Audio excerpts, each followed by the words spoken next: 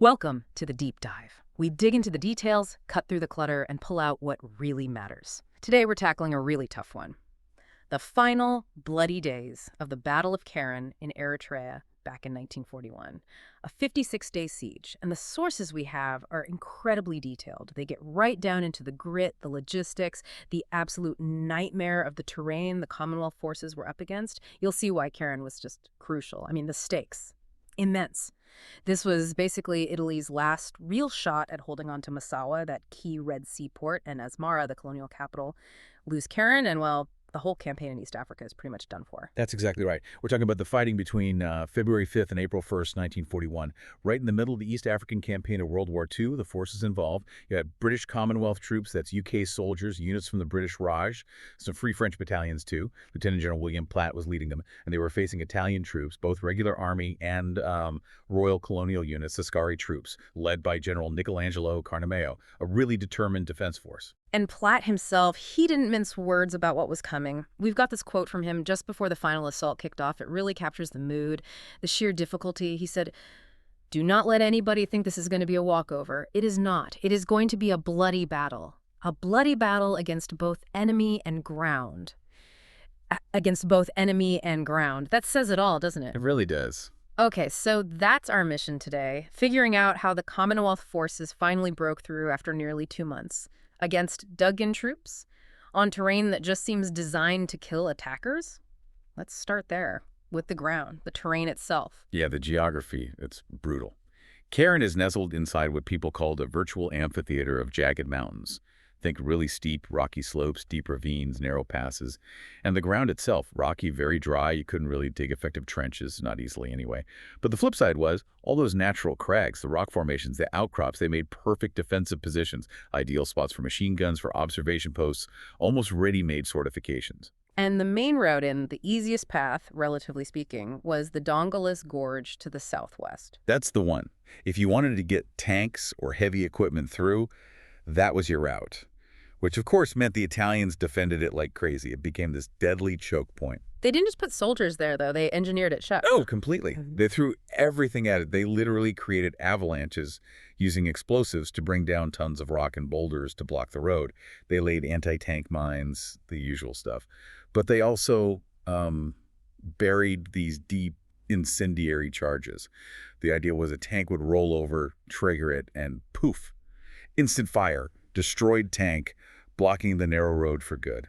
Very nasty. So those first attempts to break through, early February, they went about as well as Platt feared. Yeah, February 5th to the 13th was just bloody and frustrating for the Commonwealth. They attacked key high points, Mount Senchil, the Dolagoradoc feature, trying to clear the way. But the Italians just kept throwing them back.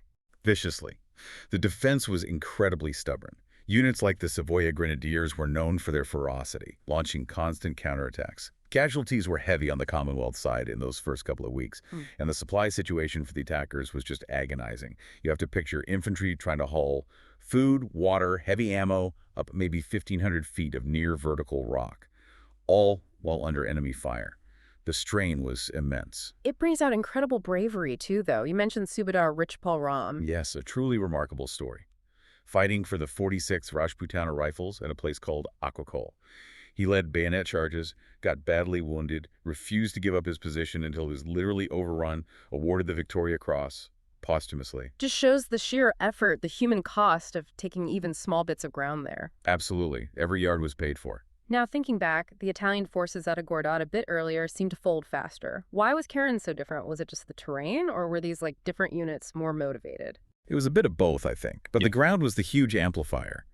The Italian and the colonial troops at Keren, including Ascari and some blackshirt battalions, they were really dug in, well led by Carnameo, and frankly, highly motivated. They believed they could hold this position, and the terrain just multiplied their defensive strength. They weren't just sitting there, they were counterattacking hard. Plus, they had those reverse slopes, safe areas hidden from direct fire. Right, a place to regroup and resupply relatively safely. Exactly. Okay, so the initial assaults fail. Platt pauses, regroups, retrains his men, and then comes the tactical shift around March 15th. What was the new thinking? Well, the frontal attacks on the heights were just too costly, getting nowhere fast. So the focus shifted. It became a more set-piece battle plan. The key idea was to neutralize the high ground that gave the Italians observation over the vital gorge. And the absolute key to that was Fort Dongolaas. Precisely. Taking Fort Dongolaas wasn't just about getting a viewpoint, though that was important. The real prize was that controlling Dongolaas allowed Commonwealth artillery to finally hit the Italian reverse slopes. Ah, so exposing those previously safe areas. Exactly. Suddenly their supply points, their casualty stations, their reserve troops, none of it was safe anymore. Taking Dongolaas meant peeling back their protection, making it impossible for them to sustain the defense in the same way. That really does sound like a turning point, hitting them where they lived, essentially. It was the strategic key, and the attack to take it was quite something. They first had to capture the lower features, nicknamed Pimple and Pinnacle.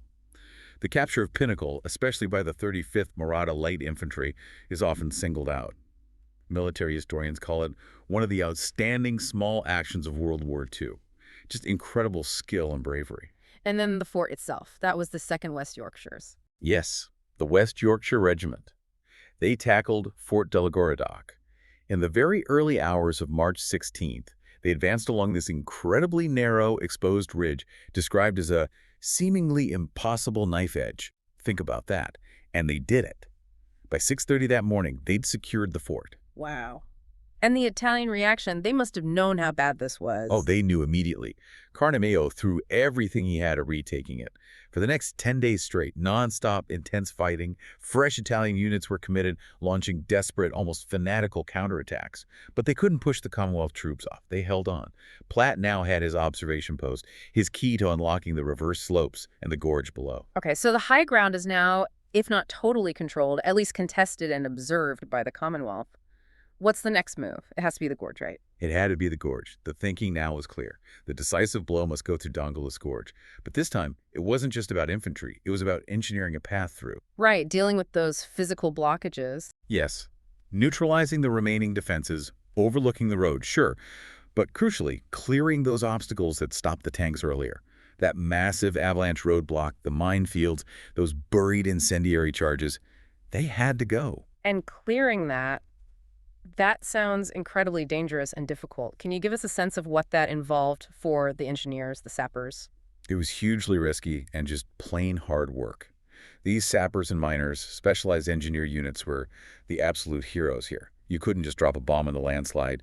It needed careful, methodical work. Days of drilling, placing charges precisely, using heavy gear, all while potentially under sniper fire or mortar attack from the remaining Italian positions.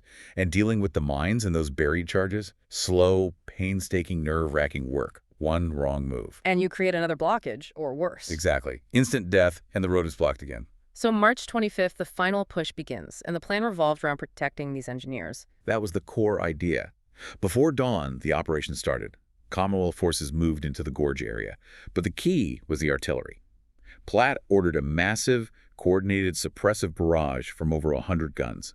This absolutely hammered the Italian positions high up on Mount Sanchel, keeping their heads down, providing cover, ensuring surprise down in the gorge where the sappers were working. 100 guns. That's serious firepower. Immense. Designed to just paralyze the defenders overlooking the critical work area. And the sappers succeeded. They did. It took time, it was incredibly tough, but by midday on March 26th, the reports came back. The road through the gorge was clear, repaired and ready for heavy vehicles. Okay, the door is open. What happens next? The final phase clicks into place fast, March 27th.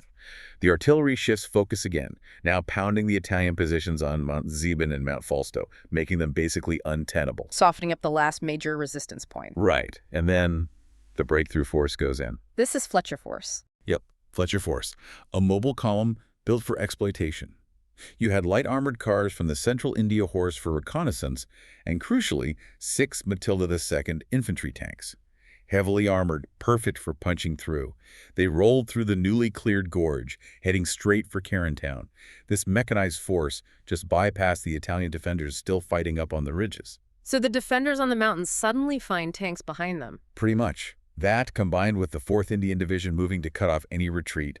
The Italian and colonial troops, who'd fought so hard for almost 2 months on those peaks, suddenly found themselves bypassed, isolated, effectively surrounded.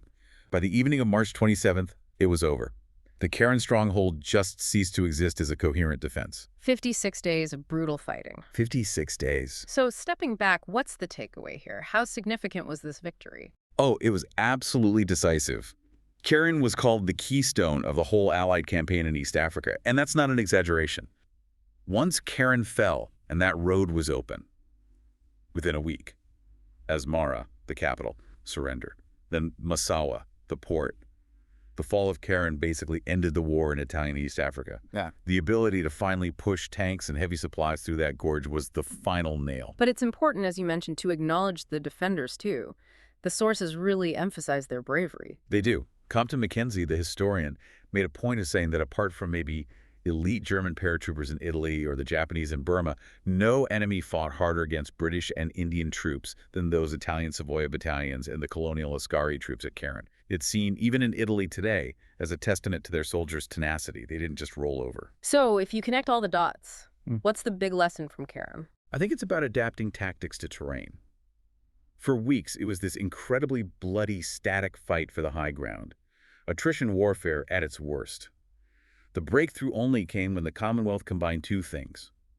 Overwhelming suppressive artillery fire that a 100-gun barrage was key, and specialized engineering to overcome the terrain obstacle, the gorge roadblock. Yeah. It wasn't just about fighting harder, it was about fighting smarter, using engineering to enable maneuver. Enabling that mechanized force, Fletcher force, to finally exploit the situation. Exactly. The sappers opened the door, the artillery kept the enemy's heads down, and the tanks rolled through. It really highlights the difference in warfare styles. Think about this for 6 weeks. Mountain infantry hauling every bullet, every drop of water up 1,500 feet of rock under fire, just agonizing effort. Then contrast that with the final day. Heavily armored Matilda tanks driving down a cleared road, bypassing the mountain fighting altogether. It's a world of difference. So maybe a final thought for you listening. Ponder that contrast. The grinding fight for inches on the cliffs versus the mechanized exploitation through an engineered breach. Which side of that equation would you rather have been on? Something to think about.